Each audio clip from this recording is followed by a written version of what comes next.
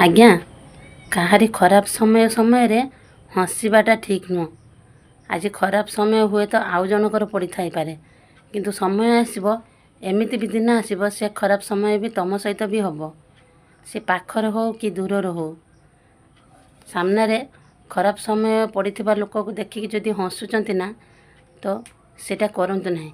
काहेकि ना आज तुम भलरे अछ, ता परिस्थिति पड़ी से खराब रे अछि।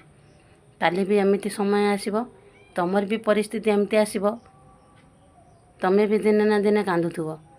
किंतु काहेकि ना मनीष जन्म होइचे माने निहाती खराब समय भल समय लागिक रही।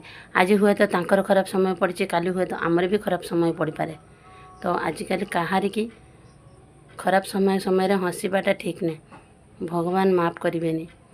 तो भगवान बोली कि जिनस गोटे निहाती आमको मानिकी रहिबा उचित। तो भगवान करंतु समस्ते भलरे रुहंतु, खुशी रे रुहंतु, आ सुस्थ रे रुहंतु। जय जगन्नाथ।